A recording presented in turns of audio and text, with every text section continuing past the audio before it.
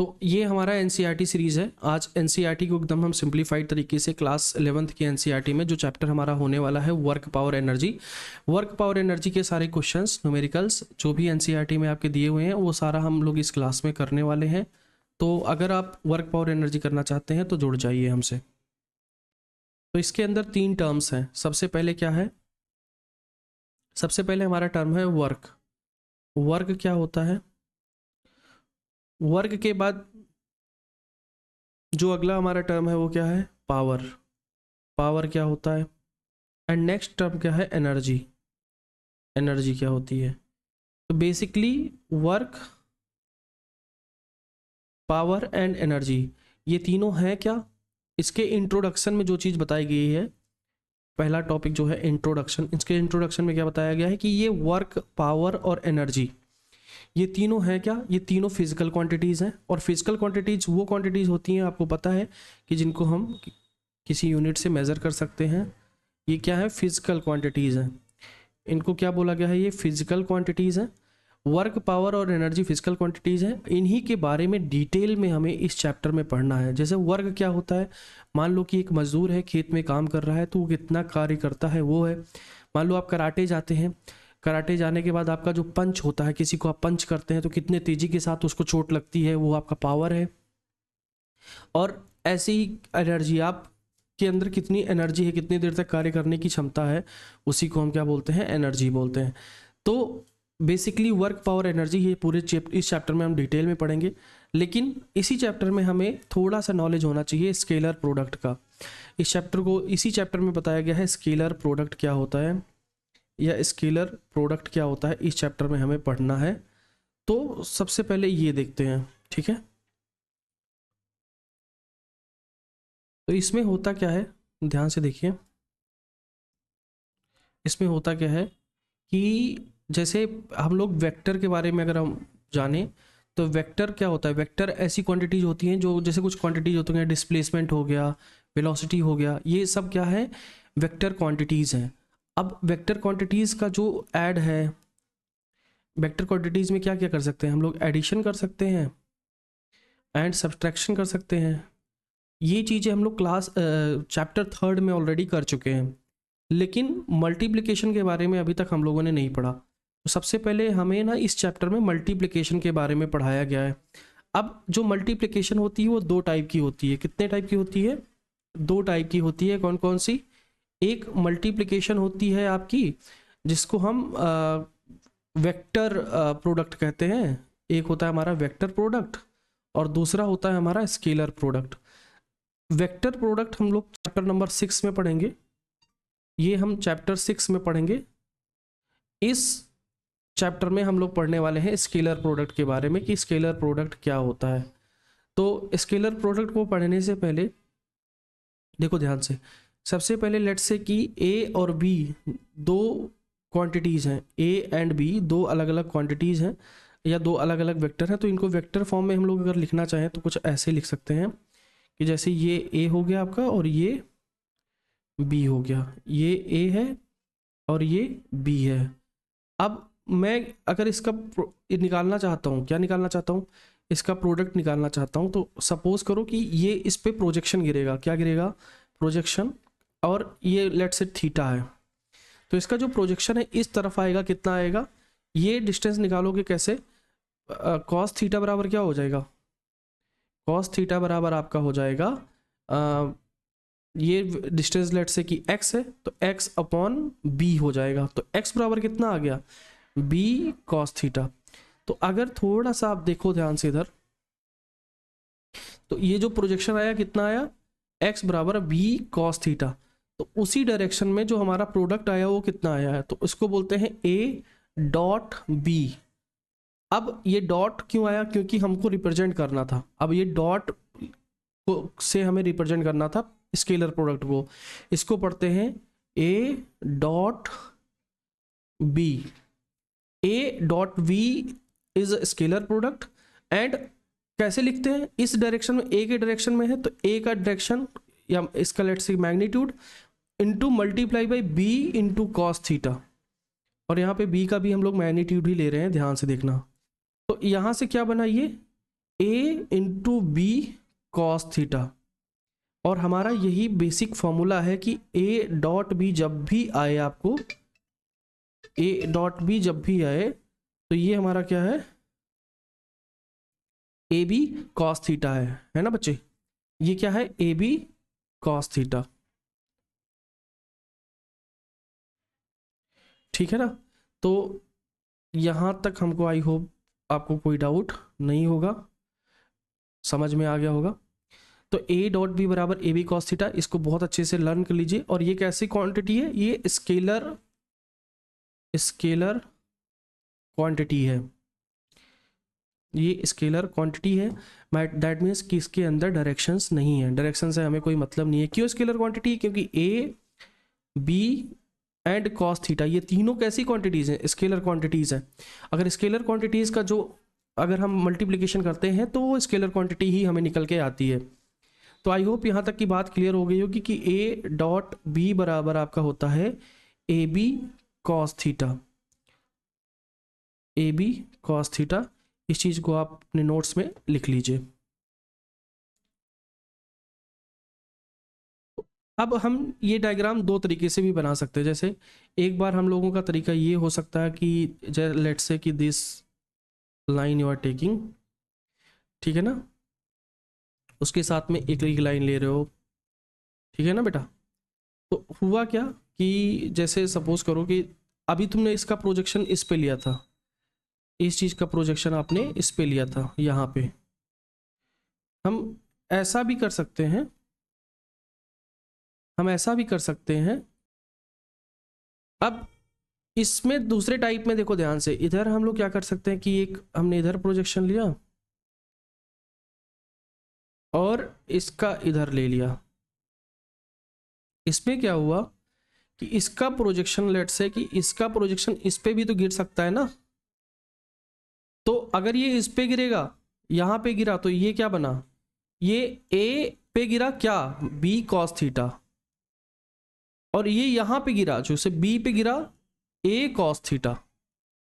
समझ आया, ये कैसे हुआ समझ नहीं पाए, क्योंकि ये थीटा है, ये आपका ए है, और यहां से आपको निकल के आ जाएगा। तो इन दोनों से कोई फर्क नहीं पड़ने वाला है, ये दोनों एक ही चीज है, ठीक है ना। तो चाहे मैं ए डॉट बी को लिख सकता हूं, क्या लिख सकता हूं, ए बी कॉस थीटा, या मैं इसको ये लिख सकता हूं बी ए कॉस थीटा, ये एक ही बात है। तो इस चीज से हमें एक और चीज पता चल गई, क्या पता चल गई कि ए डॉट बी जो है बी डॉट ए के बराबर होगा, ए डॉट बी जो है आपका बी डॉट ए के बराबर होगा। और ये जो आया है निकल के, ये हमको क्या बताता है कि हमारा जो प्रॉपर्टी है क्यूमुलेटिव प्रॉपर्टी है, मतलब ये क्यूमुलेटिव प्रॉपर्टी को फॉलो करता है। किस चीज को फॉलो करता है, क्यूमुलेटिव प्रॉपर्टी को फॉलो करता है कि अगर उसका आप इंटरचेंज करते हैं तो उस चीज से कोई फर्क नहीं पड़ता है, ठीक है ना। तो ये कि क्यूमुलेटिव प्रॉपर्टी को फॉलो करता है, ठीक है ना बच्चे। Now we are going for the next.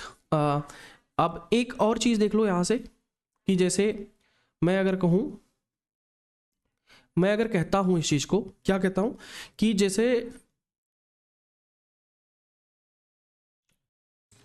अगर ये ऐसे है, नेक्स्ट प्रॉपर्टी अगर मैं लिखना चाहूं, ये डॉट ब्रैकेट के अंदर है बी प्लस सी, तो इसको अगर आप ओपन करेंगे ब्रैकेट तो ये ऐसे ओपन होगा, A dot B plus A dot C. इसका क्या मतलब हुआ, ये जो प्रॉपर्टी कहलाती है इसको बोलते हैं डिस्ट्रीब्यूटिव प्रॉपर्टी। कौन सी प्रॉपर्टी, इसको बोलते हैं डिस्ट्रीब्यूटिव प्रॉपर्टी।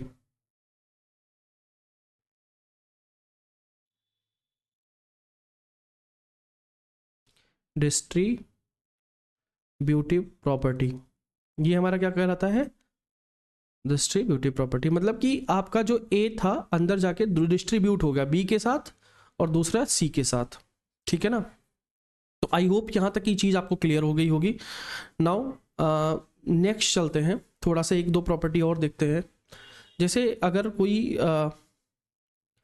एक ब्रैकेट में है ए डॉट कोई लैम्डा करके बी है, तो जो ये लैम्डा है ना बेटा, ये बाहर आ जाएगा, ये हमारा लैम्डा ए डॉट बी हो जाएगा, समझे ना।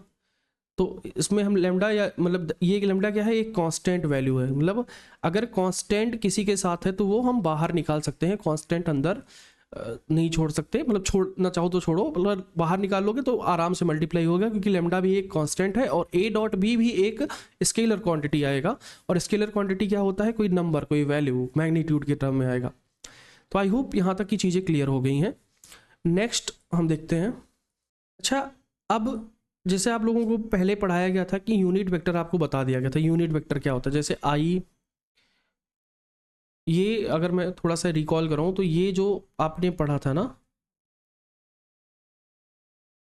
ये इसको हम बोलते थे आई कैफ, इसको बोलते थे जे कैफ, और इसको बोलते थे के कैफ।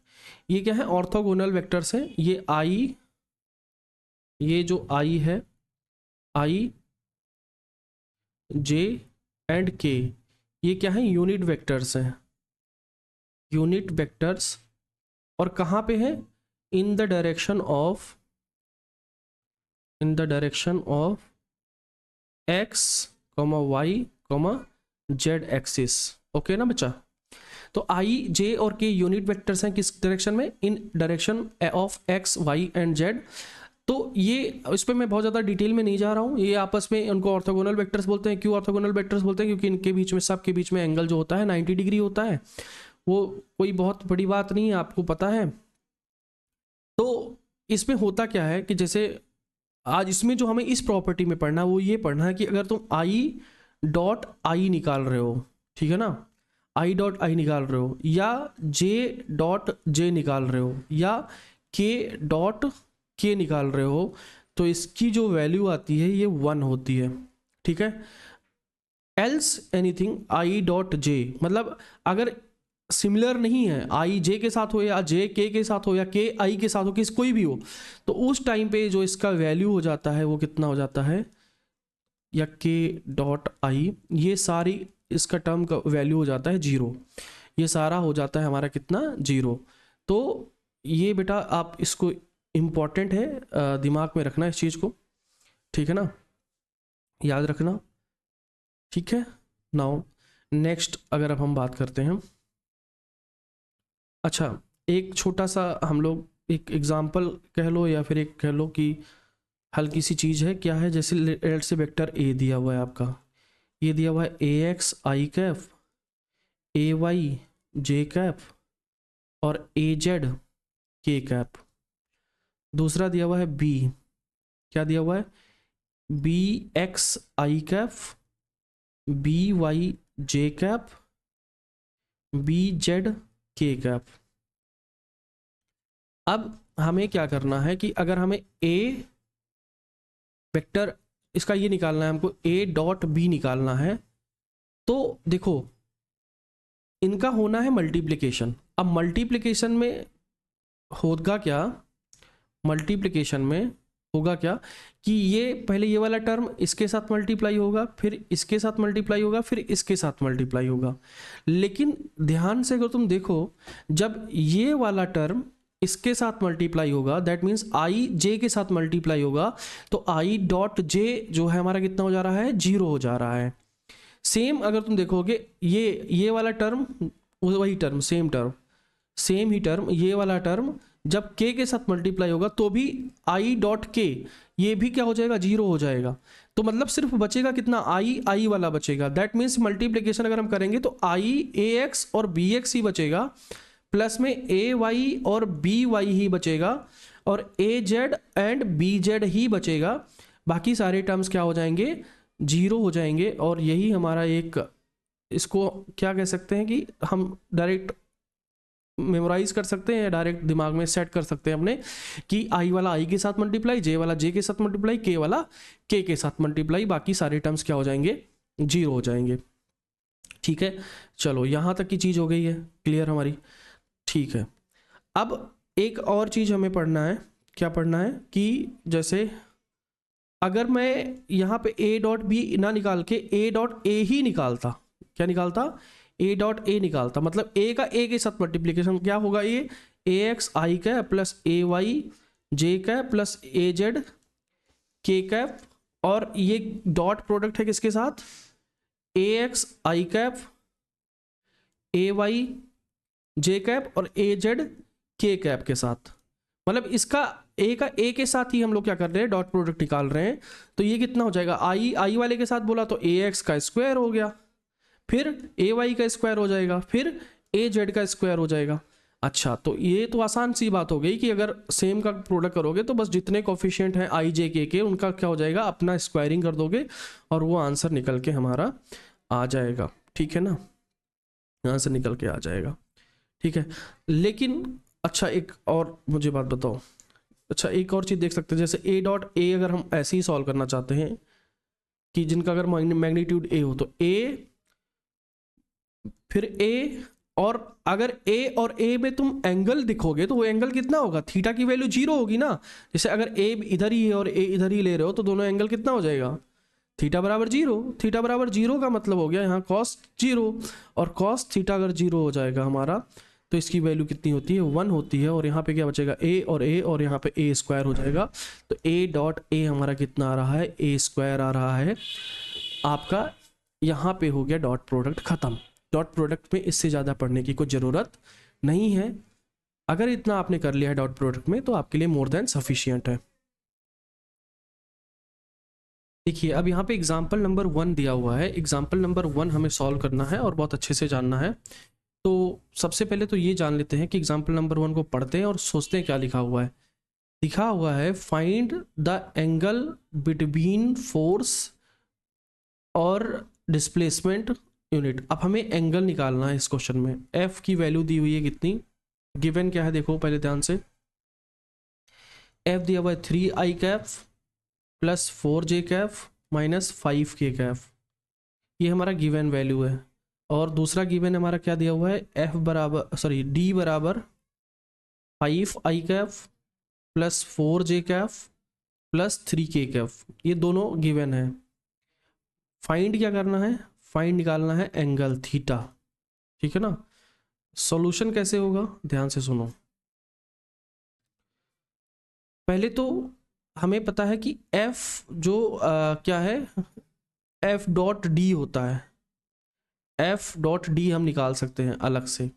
ये क्या होगा, F D magnitude F D cos theta. अब इस क्वेश्चन में हमें निकालने के लिए हमें देखो ये पता निकालना है, हमको ये फाइंड करना है, ये निकालना पड़ेगा, ये निकालना पड़ेगा और ये निकालना पड़ेगा। तो सबसे पहले तीनों हम निकालते हैं अलग अलग तरीके से। पहले हम निकालते हैं F dot D. F dot D निकालने के लिए आपको क्या करना पड़ेगा, ध्यान से देखिए। सबसे पहले लिखिए 3i Kaif plus 4j Kaif minus 5k Kaif, और डॉट प्रोडक्ट किसके साथ है, 5i Kaif 4j Kaif and 3k Kaif. अभी थोड़ी देर पहले मैंने बताया था आई वाले के साथ, जे वाले के साथ, के वाले के साथ। तो 3 5 के साथ 15 हो जाएगा, 4 के साथ 16 हो जाएगा। प्लस में देखो यहाँ -5 है और यहाँ 3 है, तो कितना हो जाएगा, -15 हो जाएगा। माइनस और प्लस मिलके माइनस बना लेते हैं। तो ये 15 से हो गया कैंसिल, बचा कितना, 16 यूनिट। ये हमारा क्या बचा, 16 यूनिट बचा। हमारा एक चीज़ निकल गया। अब हमें एफ मॉड एफ निकालना है। ये होता है अंडर रूट आई जे और के तीनों जो सम है उनका स्क्वायर। 3 का स्क्वायर प्लस 4 का स्क्वायर प्लस 5 का स्क्वायर, कितना हो जाएगा जी, 9 प्लस 4 16, अंडर रूट 50 हो जाएगा। कैलकुलेट कर लेना, अंडर रूट 50 हो जाएगा। डी आप निकालोगे जब यहाँ से, कितना हो जाएगा, डी आपका निकल जाएगा, let's do one thing, D निकलेगा under root 5 square plus 4 square plus 3 square and this value will 25 4 चौक 16 3 त्रिका 9। ठीक है, ये भी 50 हो जाएगा, 50 यूनिट 50 यूनिट। ठीक है, अब इन सबको हम क्या करेंगे, यहाँ पे ले जाके पुट करेंगे, इस इक्वेशन में पुट करेंगे हम लोग, ठीक है। क्या, कैसे, देखो F dot D, F dot D की वैल्यू कितनी है, आई है 16 बराबर √50 into √50 into cos theta, this is cos theta. थोड़ा सा इसको और सॉल्व करो तो 16 50 into 50 into cos theta, and theta की वैल्यू यहाँ से कितनी आ जाएगी बेटा, थीटा की वैल्यू आ जाएगी, सॉरी ये अंडर रूट में था ना, तो सिर्फ एक ही बचेगा बाहर, 16/50, और ये किसके बराबर है, कॉस थीटा के बराबर है। थीटा बराबर कितना हो जाएगा, चलो इसको थोड़ा सा कैंसिल आउट कर लेते हैं, ये हुआ लेट्स से कि 8, ये 25, तो कॉस थीटा आ गया कॉस इनवर्स 8 डिवाइडेड बाई 25, ये हमारा जो है थीटा की वैल्यू आ गई है, ठीक है ना। इससे ज़्यादा ये सॉल्व नहीं होगा। तो आई होप ये चीज़ आपको समझ में आ गया होगा, और अगर आपने साथ साथ नोट कर लिया है तो बहुत अच्छी बात है, नहीं तो आप हमारा टेलीग्राम चैनल ज्वाइन कर सकते हैं। वहाँ से आपको ना बहुत अच्छे से हम लोग क्या करेंगे कि ये जो भी PDF है, ये PDF जो मैं बना रहा हूँ, जो लिख रहा हूँ, PDF आपको मिल जाएगा, तो आप नोट्स भी अच्छे से बना सकते हैं। तो आई होप इस वीडियो में आपको मैं इतना ही देने वाला हूँ। आगे नेक्स्ट वीडियो में हम लोग इसी वर्क पावर एनर्जी को कंटिन्यू करेंगे। तब तक के लिए मिलते हैं, गुड नाइट, बाय बाय।